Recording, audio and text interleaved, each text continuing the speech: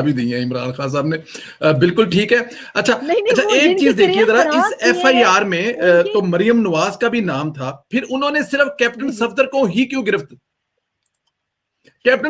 देखिए गिरफ्तार किया, मरियम को क्यों गिरफ्तार नहीं किया? देखिए कैप्टन सफदरी को जो उठा के लेके गए हैं, वही उनको बड़ा भारी पड़ा। तो मरियम नवाज को अगर वो अगेन, अगर मरियम नवाज को अरेस्ट कर लेते, तो आप यकीन करें कि अगले हफ्ते से आईजीज वापस आ जाते, शायद उनको 30 दिन की छुट्टी ना लेनी पड़ती, 60 दिन की। मैं आपको बता रही हूँ, ये सारे तंग हो गए हैं, ये भागना चाह रहे हैं, ये पीडीएम को सपोर्ट कर रहे हैं, ये सिलेक्टर्स और सिलेक्टेड ज्यादा जल्दी में अपनी कुर्सियां छोड़ने के लिए। हम तो दिसंबर का प्लान बना के बैठे हुए थे, अभी तो हमने टिकटें नहीं बुक कराई, ये तो 13 दिसंबर से पहले के मूड में है। बिल्कुल ठीक है, ये दिसंबर से पहले भागने वाले, तो इसीलिए मरियम को गिरफ्तार नहीं किया ताकि कुछ टाइम इनको और मिल जाए। बिल्कुल ठीक।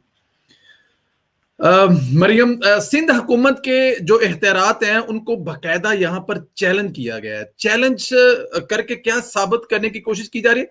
और एक चीज बताएं, ये चैलेंज कर कौन रहा है? इमरान खान है या कौन है ये?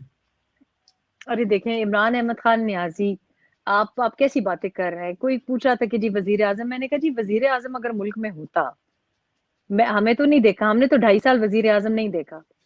वजीर आजम कौन होता है?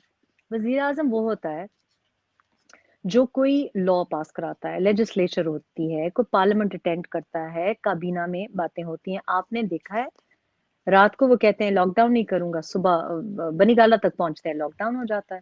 कौन सा काम है जो कि उनको टीवी या बीवी के अलावा कहीं से पता चला हो? डॉलर का उनको पता नहीं था, डॉलर का उनको पता था? नहीं पता था। नहीं चीनी का पता। उनको नहीं पता, आटे का उनको नहीं पता। तो आज मैं इंडियन टीवी पे किसी ने मुझसे पूछा उनकी वाइफ के बारे में, मैंने कहा देखिए मैं नहीं उनके वाइफ के बारे में बात करना पसंद करती, let's not talk about that. तो उन्होंने कहा नहीं नहीं जादू टोने पे लगी हुई थी। मैंने कहा देखिए अगर जादू टोना ही, अगर अगर आप ये पूछ रहे हैं, तो फिर मैं तो ये कहती, फर्स्ट लेडी या उनकी अलिया से कहती कि अच्छा अगर ऐसा है तो चीनी के ऊपर कर दें, ऐसा कोई जादू टोना करें कि हमें पता चल जाए, आपके शौहर को पता चल जाए कि चीनी चोर है कौन।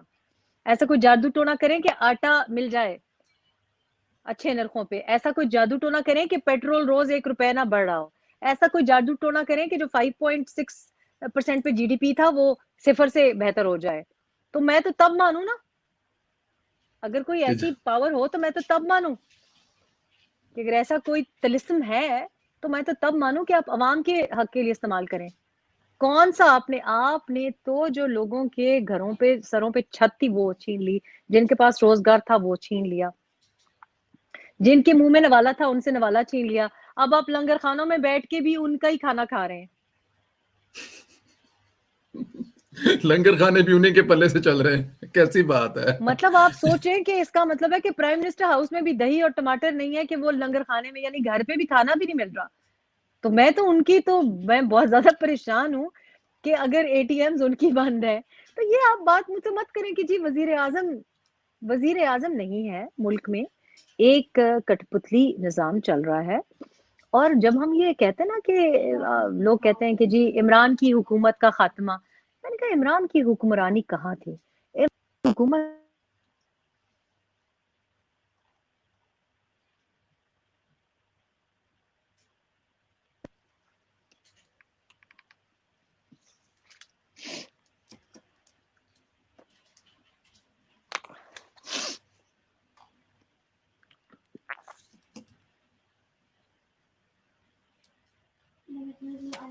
डिस्कनेक्ट हो गया है, दोबारा ज्वाइन करेंगी हमें रेहान खान साहबा। रेहान खान साहबा बता रही हैं कि इमरान खान साहब के बारे में कि वो तो उनको तो रोटी भी नहीं घर से मिल रही, वो तो रोटी खाने के लिए भी आजकल जा रहे हैं, लंगर खानों पे जा रहे हैं। तो ये अब इससे खुद अंदाजा लगा लें कि इमरान खान साहब की हालत क्या है। घर में शायद टमाटर भी नहीं है, चीजें भी नहीं है, पकती भी नहीं है।